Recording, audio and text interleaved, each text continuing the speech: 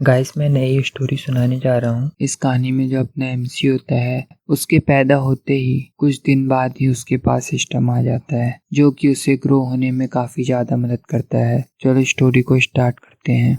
Scene चालू होता है संघाई सिटी से। एक माँ जो अपने बच्चे को दूध पिला रही होती है और उससे बोलती है, मेरे बेटे तू कितना लक्की है, बस खाता है और सोता है। तेरी वजह से मेरी नींद की तो बैंड बजी हुई है, पर तू सेफ है तो मुझे कोई दिक्कत नहीं है। बस मैं चाहती हूँ तू तंदुरुस्त रहे। लेकिन उसकी माँ को ये पता नहीं था कि उसकी गोद में कोई बच्चा नहीं बल्कि पिछले जन्म का एक प्रो गेमर बैठा है। अपना हीरो दूध गटक रहा होता है और अंदर ही अंदर इसका दिमाग सुपर कंप्यूटर की तरह चल रहा होता है। उसके दिमाग में बात आती है, अभी भेजा तो पूरी तरह बना ही नहीं, फिर भी मैं सब कुछ कैसे सोच पा रहा हूँ। जब वो पालकी में लेटा होता है तो उसके सामने एक सिस्टम आता है। ये एमसी का पर्सनल चीट कोड होता है जिसमें लिखा होता है नाम लिन जिचिन, लेवल साधारण टायर 1। एमसी समझ जाता है कि इस दुनिया में उसका जुगाड़ सेट हो गया। 3 महीने बाद का सीन देखते हैं। अपना हीरो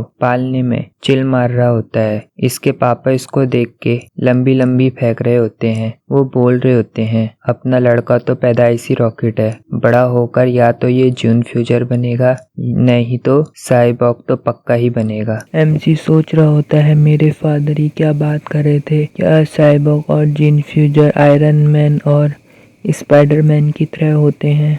और दूसरी तरफ अपना हीरो सिर्फ लात चला रहा होता है। तभी उसे सिस्टम से मैसेज आता है, तुमने 10,000 किक्स का मिशन पूरा किया, तुम्हें एक नई स्किल मिलती है, यूज एंड एडवांस। इसका मतलब था कि जिस भी बॉडी के पार्ट को वो कसरत करेगा वो पार्ट हल की तरह पावरफुल बन जाएगा। 4 महीने बाद एमसी रेंगना सीख जाता है और रात के टाइम पे कसरत करता है ताकि किसी को पता न चले। 6 महीने के होते होते वो एक नॉर्मल बच्चे की तरह एक्टिंग करने लगता है। एक दिन वो टीवी में देख रहा होता है और उसका दिमाग हिल जाता है। टीवी पर एक एबरेंट बीस्ट नामक भयानक राक्षस शहर की बाट लगा रहे होते हैं और उनसे लड़ रहे होते हैं जून फ्यूचर और साइबॉग। तब इसको समझ आता है ये दुनिया टॉम एंड जेरी नहीं बल्कि जुरासिक पार्क है। यहाँ कभी भी गेम ओवर हो सकता है। इस दुनिया में पावरफुल बनने के 2 ही रास्ते हैं, या तो अपनी बॉडी में मशीनें ठोक पीट के बन जाओ साइबॉग, या फिर राक्षसों का डीएनए अपनी बॉडी में डाल दो और बन जाओ जीन फ्यूचर। एमसी अपना फैसला कर लेता है। माहौल बहुत टाइट है। एमसी सोचता है, मुझे चुपचाप लेवल अप करना चाहिए और टाइम आने पर सबका सर्वर डाउन कर दूंगा। एक दिन इनके घर में एक नई पड़ोसन आती है और उसके साथ उनकी बेटी सेंकिंग हान होती है। ये अपने एमसी की पहली दोस्त बनती है। अपना एमसी ट्रेनिंग में पागल हो जाता है। 8 महीने की उम्र में वो सिटअप मार रहा होता है। एक दिन उसकी मॉम ये देख लेती हैं। 8 महीने के बच्चे को जब वो देखती है कि उसका बेटा कसरत कर रहा है तो उसकी मॉम का प्रोसेसर ही उड़ जाता है। फिर वो सोचती है शायद मैं थकान के कारण भ्रम में हूँ, और जब वो दोबारा अपनी आंखें साफ करके उसकी तरफ देखती है तो एमसी सोने का नाटक करता है। ऐसे ही सीन बीतता है। कुछ दिन बाद जब उसकी मॉम उसे नहला रही होती हैं तभी उसकी मॉम जोर से आवाज लगाती हैं, बोलती हैं, हनी जल्दी इधर आओ। तभी एमसी के फादर आते हैं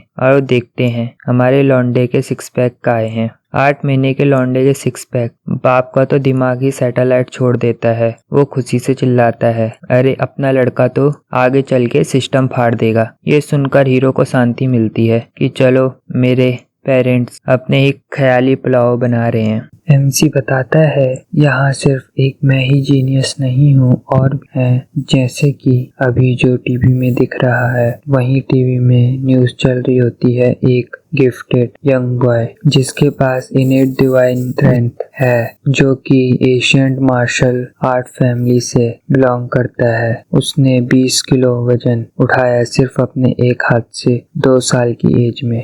2 साल की उम्र में एमसी 20 किलो वजन उठा लेता है। तभी उसकी दोस्त हान उसके साथ खेलने के लिए आती है। अब इनके खेलने का स्टाइल भी अलग था। ये हान को अपनी पीठ में बिठाकर एक्सरसाइज करता था, लेकिन इसमें भी एक दिक्कत थी। हान कभी कभी इसके ऊपर फुर अपनी पानी की मोटर चालू कर देती थी। 3 साल की उम्र में अपना एमसी 40 किलो वजन उठा लेता है, पर उसका लेवल अभी भी टायर 1 पर ही था। वो पहली बार घर से बाहर निकलता है और दुनिया को देखकर हैरान हो जाता है, क्योंकि वहाँ साइबर्ग और मॉन्स्टर बिल्कुल कॉमिक की तरह लग रहे होते हैं। वो लाइब्रेरी जाता है, वहाँ कॉमिक छोड़कर साइंस की भारी भरकम किताबें पढ़ने लगता है। वहीं उसे पता चलता है कि दुनिया में 6 लेवल होते हैं और नॉर्मल इंसान सबसे नीचे हैं। ये जानकर उसके अंदर आग लग जाती है। तभी उसे एक नया मिशन मिलता है, 100 करोड़ शब्द पढ़ो, crystal root of wisdom skill unlock करो। 4 साल की उम्र में वो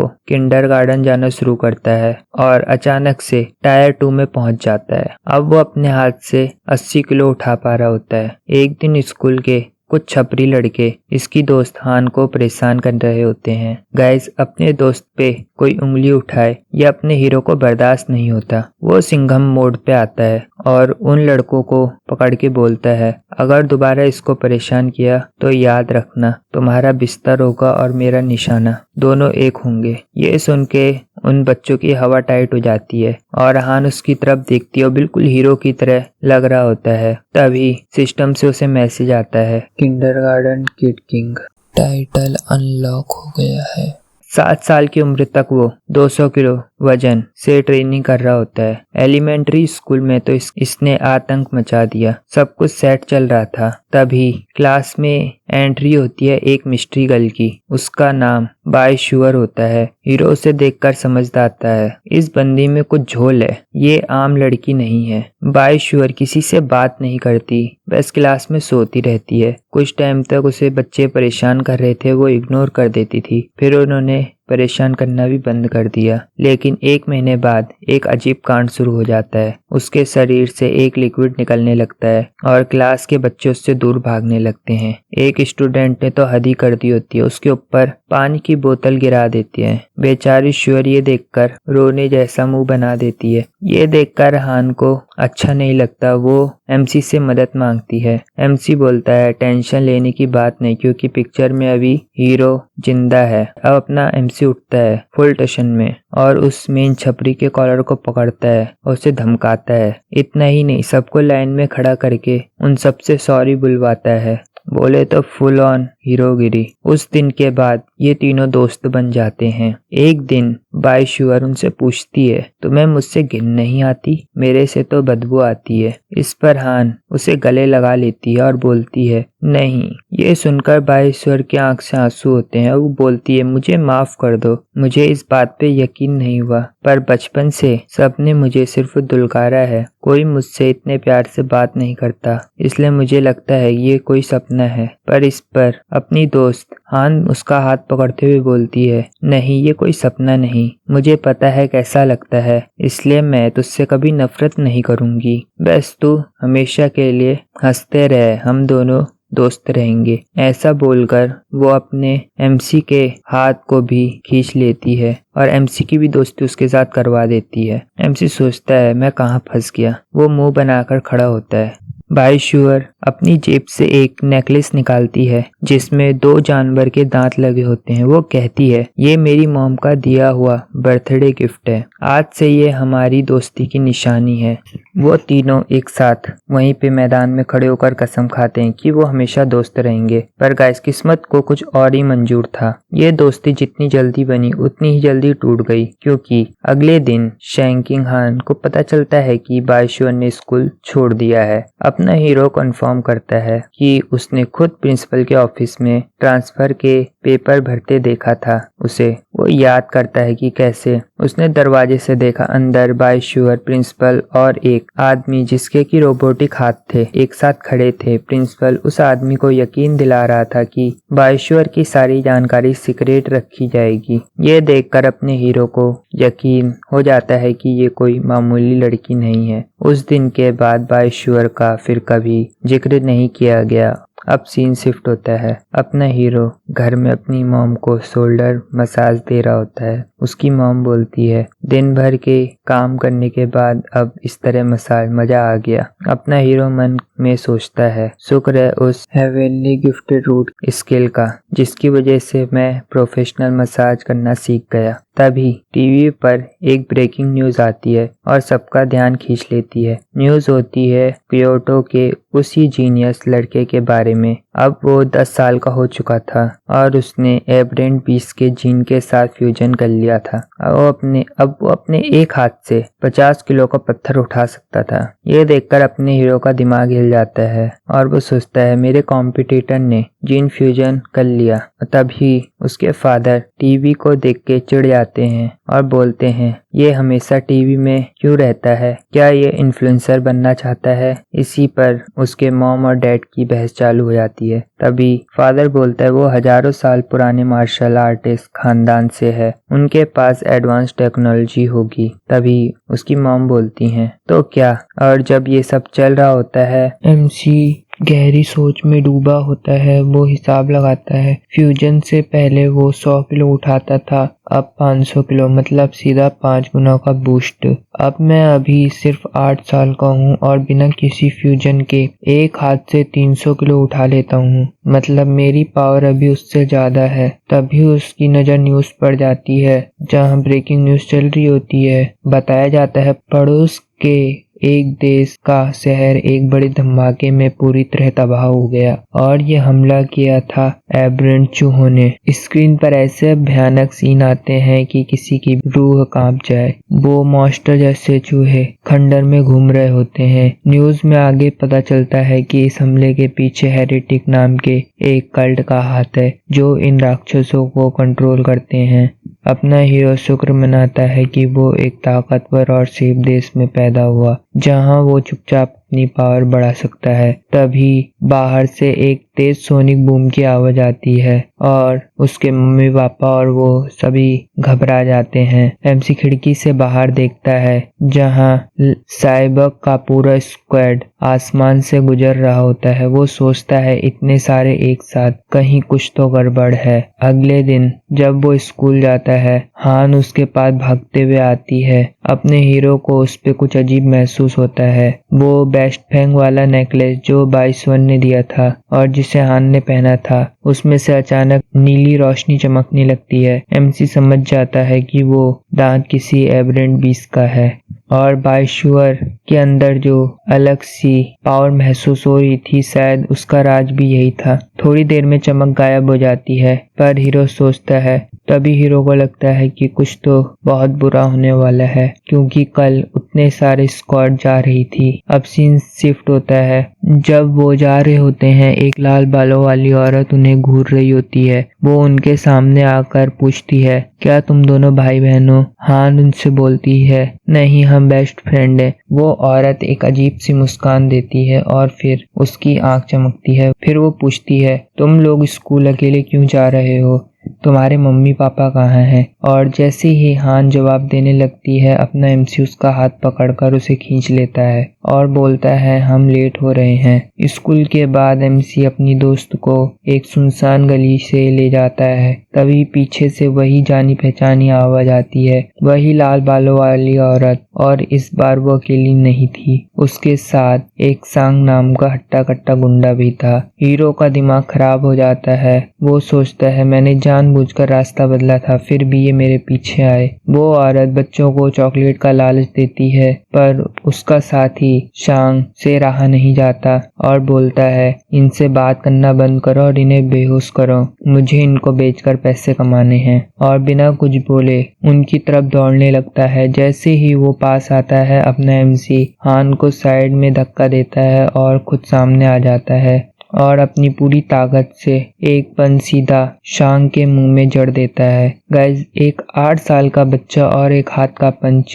वो हट्टा कट्टा गुंडा दर्द से चिल्लाता हुआ हवा में उड़कर अगली गली में दूर जाके गिरता है। लाल बालों वाली औरत की तो आंखें फटी रह जाती हैं। वो सोचती है एक प्राइमरी स्कूल का बच्चा कैसे इतने हट्टे कट्टे आदमी को उड़ा सकता है। सांड से निपटने के बाद अपना एमसी उस औरत की तरफ घूमता है। इससे पहले कि वो औरत कुछ समझ पाती, एमसी उसके पेट में एक घुसा और जबड़े पर एक अपर कट मारता है। औरत बेहोश हो जाती है। दोनों किडनैपर्स को ढेर करने के बाद एमसी का एक्सप्रेशन एकदम सीरियस होता है। वो पास में पड़ी एक ईंट उठाता है। वो सोचता है इस सुनसान गली में कोई कैमरे नहीं है, अगर ये जिंदा बच गए तो मेरी पावर का राज खुल जाएगा, मुझे इन्हें खत्म करना होगा। जैसे ही वो आखिरी वार करने वाला होता है तभी जमीन जोर जोर से कांपने लगती है। एक भूकंप पूरी गली को हिला देता है। एक पल बाद एक विशाल पंजों वाला हाथ पास की इमारत की दीवार फाड़कर बाहर निकलता है।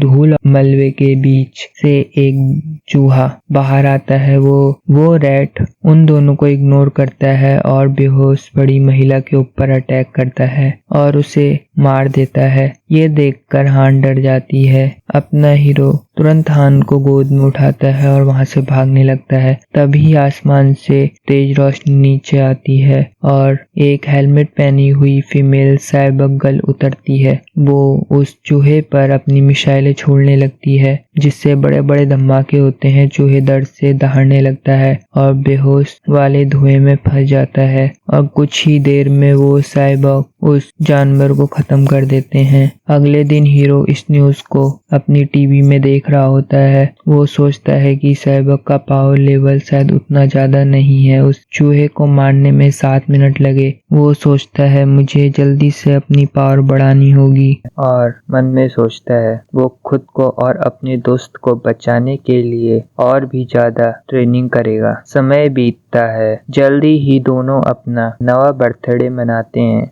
अपना हीरो अपनी पावर का इस्तेमाल करके एक ही रात में नक्काशी करना सीखता है और हान के लिए खूबसूरत लकड़ी का हेयर पिन बनाता है और उसे बर्थडे गिफ्ट के तौर पे देता है। जल्दी ही दोनों एलिमेंट्री स्कूल से ग्रेजुएट होके मिडिल स्कूल में आ जाते हैं। अब उनके छुट्टियों का टाइम था है। छुट्टी में जहाँ नॉर्मल बच्चे अपनी नानी के घर जाते हैं, वहीं अपना हीरो अलग ही लेवल पर ट्रेनिंग कर रहा होता है और ट्रेनिंग भी कोई ऐसी वैसी नहीं। पीठ पर एक बड़ा सा पत्थर रखकर रोज 1000 पुशअप। स्कूल के शुरू होने से ठीक पहले 10 किलोमीटर की दौड़ के बाद उसके सिस्टम से आवाज आती है, मुबारक हो, आपका बायोलॉजिकल लेवल साधारण तीसरे टायर पर पहुंच गया है। लेवल अप होते ही इसके स्टैक रॉकेट बन जाते हैं। अब वो अपने हाथ से 700 किलो उठा लेता है, 4 मीटर ऊंचा कूद सकता है और 100 मीटर की दौड़ सिर्फ 6 सेकंड में पूरी कर सकता है। भाई उसेन बोल्ट भी शर्मा जाए इसकी पावर को देखकर। और फिर वो सोचता है उस क्योटो वाले जीनियस का लेवल अभी क्या होगा। और किस्मत देखो, उसी रात टीवी पर उसे न्यूज आती है जहां वो क्योटो वाला लड़का 14 साल का हो चुका था। उसने एक विशाल चींटी से जीन फ्यूजन कर लिया था और अब वो अपने हाथ से 2000 किलो की ब्लॉक उठा सकता था। कोई नॉर्मल बंदा होता तो उसकी हवा टाइट हो जाती ये देखकर। तभी हमारा एमसी तुरंत कैलकुलेटर बन जाता है और सोचने लगता है चींटी का जीन ताकत को 4 से 8 गुना बढ़ा देता है। इसका मतलब बिना जीन के उसकी असली ताकत अभी सिर्फ 500 किलो के आसपास है और मेरी 700 किलो, मतलब असली खिलाड़ी तो अपन ही है। ये सोचकर वो मुस्कुराता है और सोचता है जब मैं जीन फ्यूजन करूंगा तब तो मैं सिस्टम ही फाड़ दूंगा। अगले दिन मिडिल स्कूल चालू होता है। अब क्योंकि वो शहर का टॉपर था, सारे बड़े स्कूल उसके पीछे पड़े थे, पर उसने वही मिडिल स्कूल चुना जहां हान थी ताकि वो सेम क्लास में हो। रजिस्ट्रेशन के बाद वो बोलता है ये तो बस एक बहाना था हान के साथ जाने का, असली वजह तो थी कि इस स्कूल की खतरनाक एथलेटिक सुविधा। तभी उनका प्लान क्लास शुरू होने से पहले बैडमिंटन खेलने का होता है और जब वो खेल रहे होते हैं तभी वहाँ कुछ सीनियर स्टूडेंट आते हैं। उनका लीडर उल्टी टोपी पहने शटल कॉक छीन लेता है और बोलता है यहाँ से निकलो, और उसके चमचे हान से बोलते हैं तुम रुक जाओ, तुम हमारे साथ खेलो। इस पर हान टेंशन में आ जाती है और बोलती है हम यहाँ पहले आए थे, रूल होता है। जैसे ही वो सीनियर हान के ज्यादा करीब आने लगते हैं अपना हीरो बीच में आ जाता है और वो बिल्कुल गुस्से में बोलता है, उससे दूर रहो, ये रूल है कि जो पहले आता है वो पहले खेलता है। वो सीनियर हंसते हैं और बोलते हैं, ये कोर्ट में ले रहा हूँ, और वो सर्व करने के लिए शटलकॉक उछालते हैं। इससे पहले कि वो मार पाता, अपना हीरो हरकत में आता है और बोलता है, आज से मेरे रूल ही सबके रूल होंगे। ये बोलते ही अपना एमसी हवा में उछलता है और एक खतरनाक शॉट मारता है जो कि गोली की स्पीड से जाता है। उस सीनियर की पलक झपकने का टाइम भी नहीं मिलता। शटलकॉक की टकरार से उसके रॉकेट के टुकड़े टुकड़े हो जाते हैं और उसकी टोपी भाई वो तो अलग ही ब्लॉक में जाके गिरती है। सारे सीनियर की रूह कांप जाती है, पसीने छूटने लगते हैं। वो सोचते हैं ये इंसान है या जीन फ्यूचर। अगर शॉट थोड़ा भी चूक जाता तो आज हमारे बॉस का सर कट जाता। पूरी तरह डरकर वो सभी झुककर माफी मांगते हैं और बोलते हैं, हम रूल समझ गए, हम अभी जा रहे हैं, और वहां से दुम दबा के भाग जाते हैं। और ये घटना पूरे स्कूल में फैल जाती है। उसके बाद किसी की हिम्मत नहीं होती कि कोई उन दोनों को परेशान करे। अब स्कूल की लाइफ सही चल रही थी, पढ़ाई में तो वो सबसे मीलों आगे था। क्लास में बैठकर मजे के लिए दूसरी किताबें पढ़ता था और रात में एक्सरसाइज के बाद अपनी पावर से ऑनलाइन नई नई स्किल सीखता था, जैसे कुकिंग, फोटोग्राफी, ड्राइविंग, स्विमिंग, सब कुछ। उसने स्कूल की तरफ से एक नेशनल कंपटीशन में हिस्सा लिया। भाई ट्रॉफियों की तो पहाड़ी खड़ा कर दिया। लो प्रोफाइल रखने के लिए वो जानबूझकर कंपटीशन में फर्स्ट नहीं आता था। एक सेमेस्टर बीत गया पर टाइटल अभी भी अनलॉक नहीं हुआ था। हाँ, पर उसकी फैन गर्ल बहुत बन गई थी जो उसके डेस्क पर लव लेटर छोड़ जाती थी। एमसी उन्हें रद्दी में फेंक देता था। एमसी का पूरा ध्यान स्कूल के स्पोर्ट फेस्टिवल पर था। उसे यकीन था कि अगर उसने इसमें तबाही मचा दी तो शायद उसका टाइटल अनलॉक हो जाएगा। फेस्टिवल में उसने 3 इवेंट में हिस्सा लिया, शॉर्ट पुट, हाई जंप और स्प्रिटिंग, यानी ताकत, उछाल और स्पीड। शॉर्ट पुट में उसने 20.11 मीटर का थ्रो फेंका जो एक रिकॉर्ड था। हालांकि उसने अपनी पूरी ताकत नहीं दिखाई, फिर भी उसने अपने सारे इवेंट्स में आराम से पहला स्थान हासिल किया। और जैसे ही वो हान के साथ बैठकर अपना गोल्ड मेडल देख रहा था, उसे अपने शरीर पर एक नई पावर महसूस हुई। तभी सिस्टम से एक नोटिफिकेशन आया, अपने हीरो को सर्वाइवल ऑफ द फिटनेस वाली नई पावर तो मिल गई थी। इसका मतलब था कि वो दूसरे जानवर की लाइफ एसेंस यानी जिंदगी को चूज कर खुद इन्वॉल्व हो सकता था। एमसी सोचता है, पर ये लाइफ एसेंस आखिर है क्या चीज? अपना हीरो इसी सोच में डूबा होता है, तभी पीछे से हानान उसे आवाज लगाती है। हीरो होश में आता है, उसके दिमाग की बत्ती जल जाती है और वो हान से पूछता है, क्या तुम मुझे अपना वो बेस्ट फैंग वाला नेकलेस उधार दे सकती हो? हान बोलती है, हाँ ठीक है ले लो। और जैसे ही उसकी उंगली उस दांत को छूती है, उसे सिस्टम का मैसेज आता है, आपने एक एबिसेल जाइंट बटरफ्लाई की लाइफ एसेंस को चूस लिया है। नई गाइड बुक 1% अनलॉक हुई। उसके चारों तरफ एक विशाल काली तितली की आत्मा जैसी इमेज बन जाती है जिसके पंखों पर आग बनी होती है। ये देखकर अपने हीरो का दिमाग घूम जाता है। वो सोचता है ये दांत किसी जानवर का नहीं बल्कि एक तितली का था। सीन बदलता है। उस रात वो ऑनलाइन उस जायंट बटरफ्लाई के बारे में सर्च करता है पर उसे कुछ नहीं मिलता। वो समझ जाता है कि ये कोई रेयर आइटम है जिसकी जानकारी इंटरनेट पर भी नहीं है। तभी उसे याद आता है कि वाईश्वर ने उन्हें 2 दांत दिए थे। वो अपने बैग से दूसरा दांत ढूंढता है और उसे भी हाथ में पकड़ लेता है। फिर एक बार उसे पावर महसूस होती है पर गाइड बुक में सिर्फ 2% तक ही शो होता है। वो निराश हो जाता है। वो सोचता है लगता है इन सूखे दांत से ज्यादा लाइफ एसेंस नहीं मिल सकता। मुझे इस तितली की पूरी पावर अनलॉक करने के लिए कोई और जुगाड़ लगाना पड़ेगा। अगले दिन स्कूल में अपना हीरो अपनी दोस्त हान को अपनी साइकिल पर स्कूल ले जाने लगता है। एक तो ट्रेनिंग हो जाती थी और दूसरा अगर कोई राक्षस हमला कर दे तो भागने में आसानी होती। स्कूल से निकलते ही उन्हें एक आदमी रोकता है। वो खुद को स्कूल का मार्शल आर्ट टीम का कोच गुओ बताता है। वो हीरो की तारीफ के पुल बांध देता है। कोच बोलता है, स्पोर्ट फेस्टिवल में जो तुमने किया था वो तो पूरे स्कूल के इतिहास में किसी ने नहीं किया। तुम्हारी असली जगह पढ़ाई में नहीं बल्कि हमारी टीम में है। कोच वो इतनी तेजी से जोश में बोल रहा होता है कि अपने हीरो को ना बोलने का मौका नहीं मिलता। जाते जाते कोच बोलता है, जिम के रूम में आ जाना, मैं इंतजार करूंगा। अब सीन शिफ्ट होता है।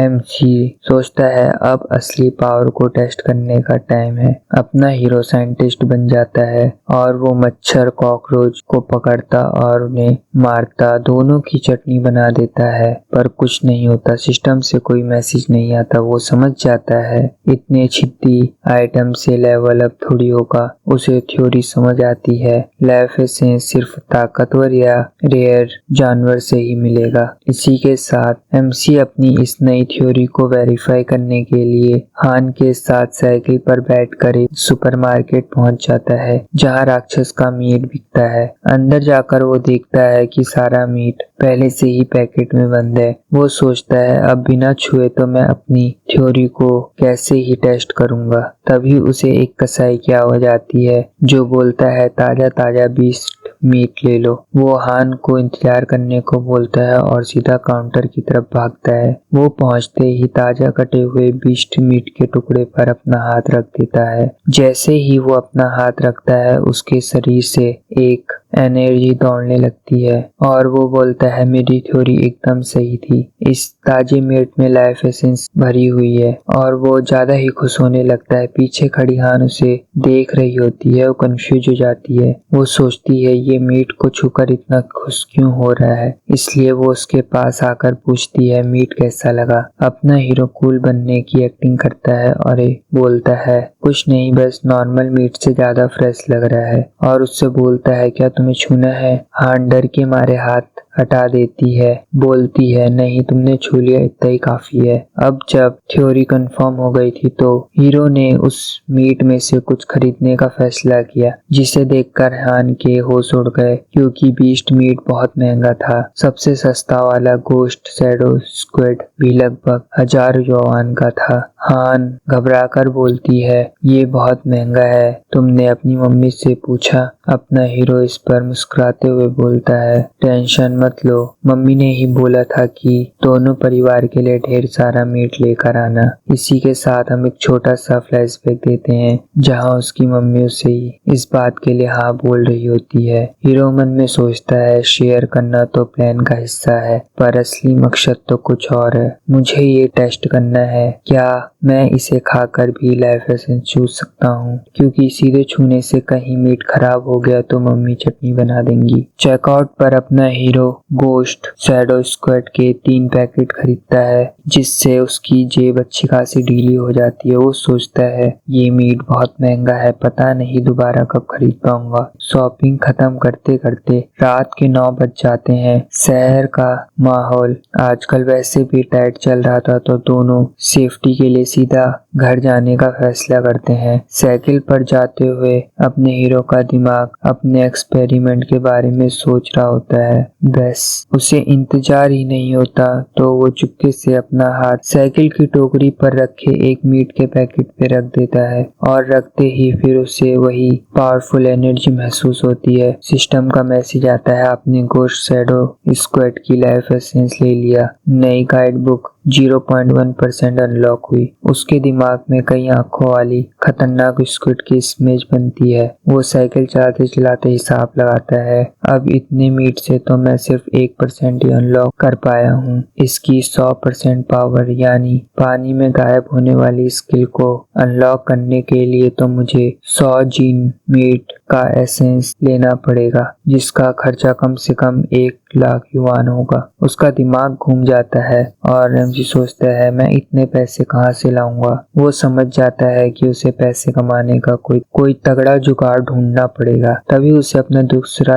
एक्सपेरिमेंट याद आता है। वो मीट के पैकेट को देखता है। इतनी देर से पावर चूसने के बाद भी मीट एकदम फ्रेश दिख रहा होता है। वो मुस्कुराता है और बोलता है क्या बात है, मतलब जूस भी निकाल लो और सब्जी भी बना लो। वो पावर चूसना शुरू कर देता है और प्रोसेस बार 3% तक पहुंच जाता है। वो अपनी धुन में ही होता है, तभी हान चिल्लाती है और बोलती है सामने देखो, और एमसी ब्रेक मारता है। साइकिल एक कपल से कुछ दूर इंच जाकर रुकती है। एमसी खुद को कोसता है और बोलता है मेरा ध्यान कहाँ था। तभी वो देखता है अगली गली में इतनी भीड़ क्यों लगी है, और जो सीन वो देखता है उसके होश उड़ जाते हैं। एक हट्टा कट्टा लाल बालों वाला गुंडा एक औरत को चाकू की नोक पर हॉस्टेज बनाए खड़ा होता है। हान उस औरत को पहचान लेती है। वो उनकी टीचर मिस शाया होती है। चारों तरफ पुलिस होती है जो उसे सरेंडर करने के लिए बोल रही होती है। पुलिस कैप्टन अपने एक ऑफिसर को रोकता है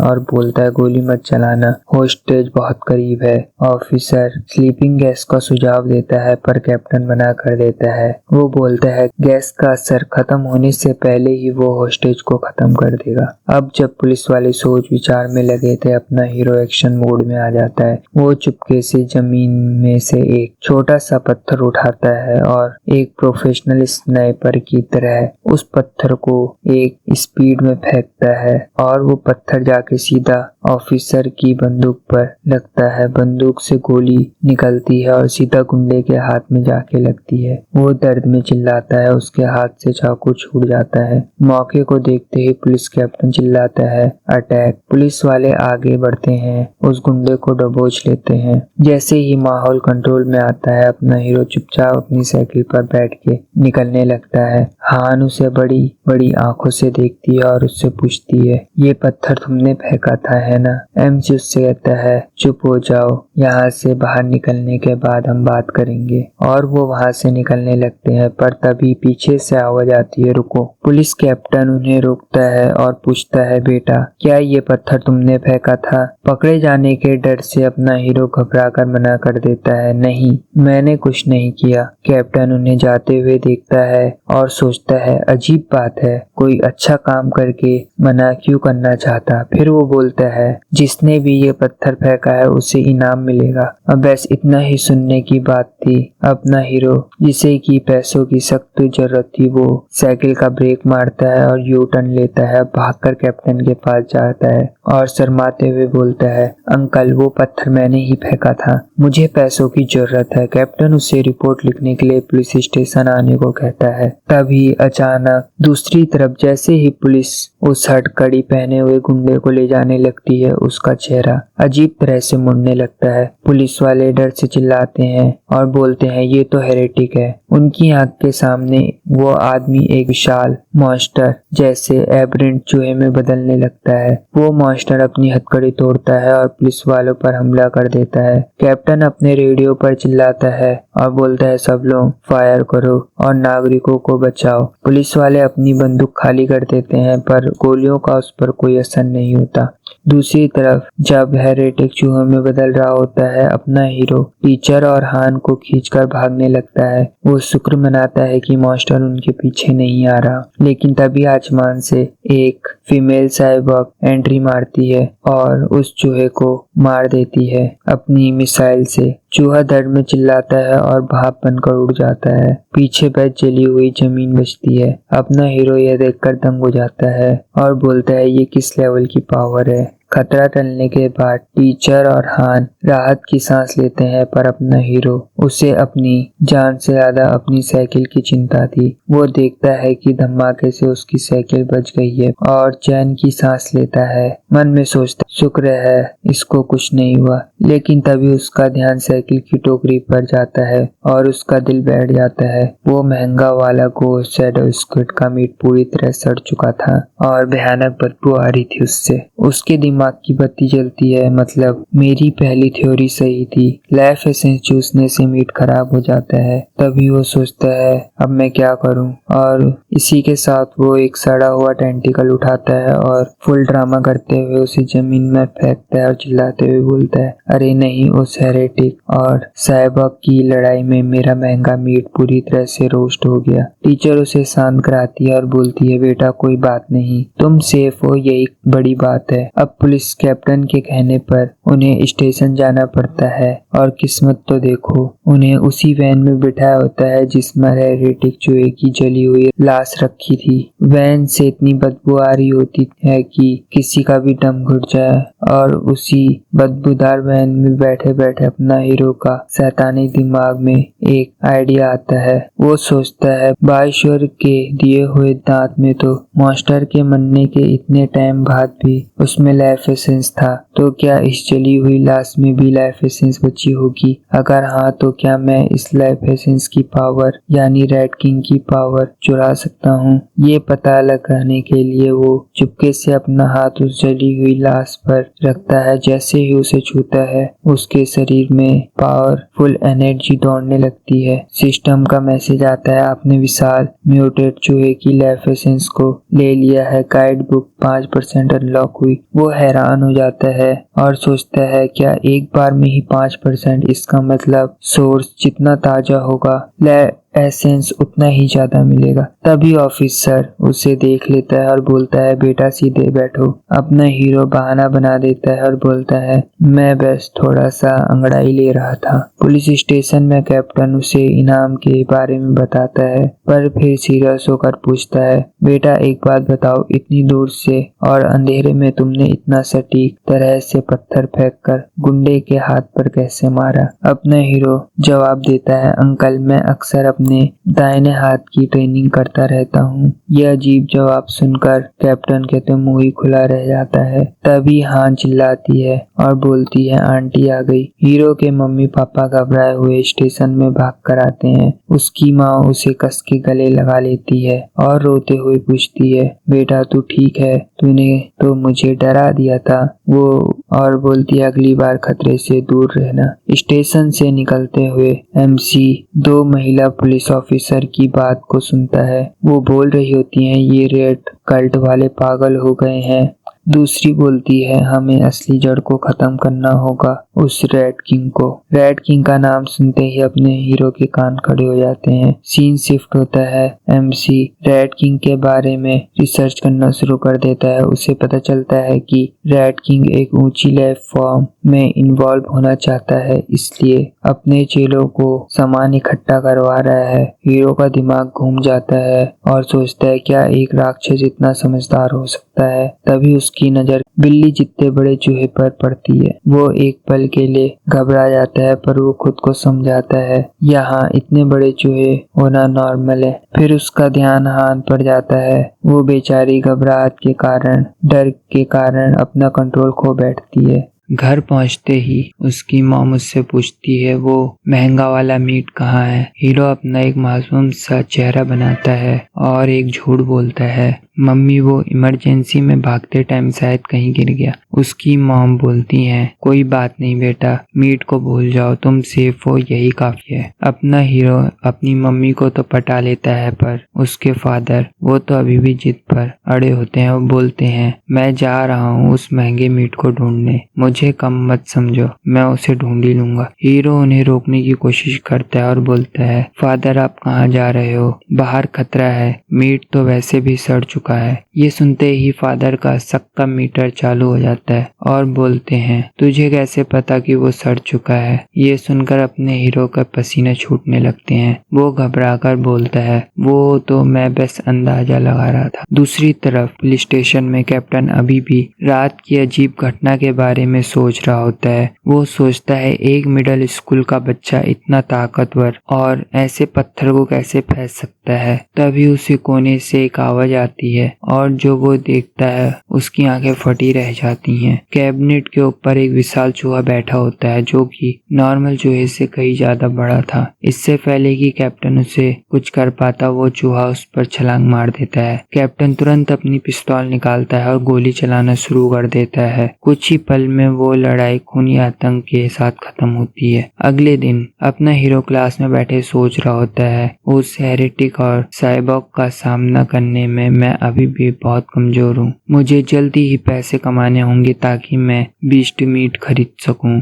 और अपना लेवल बढ़ा सकूं। तभी उसके दिमाग की बत्ती जलती, उसे याद आता है कि इस दुनिया में पढ़ाई से ज्यादा मार्शल आर्ट और जीन फ्यूजन की इज्जत है। वो फैसला कर देता है कि अब एक्शन का टाइम है। बाद में वो सीधा जिम पहुंचता है जहां मार्शल आर्ट टीम प्रैक्टिस करती है। वहां कोच गुआ बैठे होते हैं। हीरो सीधा पॉइंट पर आता है और पूछता है, कोच क्या टीम में शामिल होने पर शहर के टूर्नामेंट में लड़ने का मौका मिलता है और इनाम की रकम मोटी है या नहीं? कोच मुस्कुराता है और बोलता है, हाँ, मौका भी मिलेगा और इनाम भी हजारों में होता है। बस अपने हीरो को और क्या चाहिए था। वो कोच से हाथ मिलाता है और उन्हें बोलता है, कोच मैं आज ही आपकी टीम ज्वाइन कर रहा हूँ। कोच खुशी खुशी उसका स्वागत करते हैं। कोच पूरी टीम को इकट्ठा करते हैं और अपने नए मेंबर को इंट्रोड्यूस कराते हैं। फिर वो हीरो को कुछ बेसिक मुक्के और लात चलाना सिखाते हैं। कोच बोलता है, ये देखने में आसान लगता है पर इन्हें सीखने में काफी हफ्ते लग जाएंगे। हमारी टीम में सबसे तेज लड़के को भी इन्हें परफेक्ट करने में 1 हफ्ता लग गया था। फिर वो हीरो को ट्राई करने के लिए बोलता है। अपना हीरो पोजीशन लेता है और भाई उसकी वही castle root of wisdom skill वाली चीट पावर की वजह से वो सिर्फ एक बार देखकर सारे मूव को अपने दिमाग में स्कैन कर लेता है। वो मुक्के की प्रैक्टिस शुरू करता है और सिस्टम उसे पॉइंट देने लगता है। वो हर एक मुक्के को एक ऐसी परफेक्शन और स्पीड से करता है जैसे वो कोई ग्रैंड मास्टर हो। फिर वो किक्स पर आता है। उसकी लात भी एकदम तूफानी होती है। कोच और पूरी टीम का तो मुंह खुला रह जाता है। कोच के हाथ से उसकी बोतल लगभग गिर ही जाती है। वो सोचता है, ये कैसे हो सकता है? कोई सिर्फ एक बार देखकर इतने मुश्किल मूव कैसे सीखता है? उसके दिमाग में बस एक ही ख्याल आता है, ये लड़का लाखों में नहीं करोड़ों में एक है। ये एक मार्शल आर्ट जीनियस है। उसी शाम हीरो की मॉम जान वुसिंग उसे खाने के लिए बुलाती है। वो चम्मच लेकर भागते हुए आता है और बोलता है, मम्मी क्या बनाया? उसकी मॉम उसे गर्व से कहती है, वही महंगा वाला मीट। और जैसे ही उस मीट को प्लेट में रखा आता है, हीरो बोलता है, मम्मी क्या खुशबू है। वो एक टुकड़ा खाता है और बोलता है, आप दुनिया की सबसे बेस्ट कुक हो। और जैसे ही वो मजे से खा रहा होता है तभी सिस्टम से नोटिफिकेशन आता है, आपने घोस्ट शैडो स्क्वाड की लाइफ एसेंस ले लिया है। गाइड बुक प्रोसेस 3% हुई। ये पढ़कर अपना हीरो गुस्सा हो जाता है और बोलता है, अरे यार मतलब क्या था इसका? इतना ड्रामा, इतना झूठ बोला, सब बेकार। पहले पता होता तो ये सब करता ही नहीं। जब खाने से ही काम बन गया था, खाली मैंने इतनी मेहनत करी। खैर वो मजे से खा ही रहा होता है तभी टीवी पर न्यूज आती है जो कि सबका ध्यान खींच लेती है। न्यूज होती है 14 साल के जीनियस लड़की के बारे में जो इतिहास की सबसे कम उम्र में साइबॉग बन चुकी थी। एक एनर्जी कोर से फ्यूज होने के बाद वो एक हाथ से 5000 किलो की SUV उठा सकती थी, 100 मीटर की दौड़ 3 सेकंड में पूरी कर सकती थी और 8 मीटर ऊंचा कूद सकती थी। ये देखकर अपना हीरो सोचने लगता है, एक तरफ वो क्योटो वाला जीनियस जीन फ्यूजन और दूसरी तरफ ये लड़की साइबॉग टेक्नोलॉजी। असली पावर किस रास्ते में है? वो सोच रहा होता है तभी एक ब्रेकिंग न्यूज आती है जिसे सुनकर उसके होश उड़ जाते हैं। वही पुलिस कैप्टन हुसैन जिसे वो मिले थे अपनी ही ऑफिस में मारा जा चुका था और उसे मारा था एक विशाल म्यूटेंट रेड ने और स्क्रीन पर उसकी लाश को एम्बुलेंस में ले जाते दिखाया जाता है। ये देखकर अपना हीरो कांप जाता है। उसे पिछली रात वाला बड़ा चूहा याद आता है। वो समझ जाता है कि शहर में खतरा पहले से कई ज्यादा बढ़ चुका है। वो फैसला कर लेता है, मुझे अपनी ट्रेनिंग को और भी खतरनाक लेवल पर ले जाना होगा। कैप्टन की मौत के बाद हीरो एक पागलपन वाली ट्रेनिंग शुरू कर देता है। कुछ ही टाइम में वो 100 मीटर की दौड़ सिर्फ 4.61 सेकंड में पूरी कर लेता है। उसकी ताकत आसमान छूने लगती है। अब वो 5.3 मीटर ऊंचा कूद सकता था। एक हाथ से पूरे 1200 किलो वजन उठा सकता था। पर्सनल ट्रेनिंग के साथ वो स्कूल की मार्शल आर्ट टीम में भी प्रैक्टिस कर रहा था ताकि आने वाले टूर्नामेंट में उसकी ताकत काफी बढ़ जाए। अगली सुबह वो जिम जा रहा होता है। हान भी उसके पीछे चल देती है। रास्ते में गुलाबी बालों वाली एक लड़की भागते हुए आती है। अपने हीरो को ताजे दूध की बोतल देती है। अपना हीरो उससे मना कर देता है और आगे बढ़ जाता है। बेचारी लड़की का दिल टूट जाता है और ये सारा सीन उसका टीममेट जांग काई दूर से देख रहा होता है। भाई उसका तो खून ही खौल जाता है। जिस लड़की को वो पसंद करता था, उसने जिसे मिल्क दिया, वो उसे मना कर रहा है। वो गुस्से में आगे आता है और उसका रास्ता रोक लेता है। वो हीरो पर चिल्लाता है और उससे बोलता है, तुम उसके साथ इतना बर्ताव कैसे कर सकते हो? तुमने उसकी फीलिंग को चोट पहुंचाई। हीरो उसे जवाब देता है, मुझे दूध से एलर्जी है। इस बात से जांकाई को यकीन नहीं होता और बोलता है, तुम झूठे हो। और वो एमसी के साथ एक मुकाबले का चैलेंज करता है। वो शर्त रखता है, अगर मैं हारा तो मैं तुम्हें कभी परेशान नहीं करूंगा, लेकिन अगर तुम हारे तो तुम्हें ये पूरी दूध की बोतल पीनी होगी। जैसे ही वो चैलेंज बोलता है, सिस्टम में एक नया नोटिफिकेशन आता है, सर्वाइवल ऑफ द फिटनेस, जिसके लिए अलग अलग विरोधियों को कंपटीशन में हराना होगा। ये पढ़ते ही अपने हीरो के चेहरे पर एक शैतानी मुस्कान आती है। वो मन में सोचता है, अब शिकार खुद चलकर शिकारी के जाल में आया है, और इसी के साथ वो चैलेंज को एक्सेप्ट कर लेता है। उसकी आंख में चमक होती है जैसे कि उसे कोई खजाना मिल गया हो, और इस लड़ाई की खबर पूरे स्कूल में आग की तरह फैल जाती है।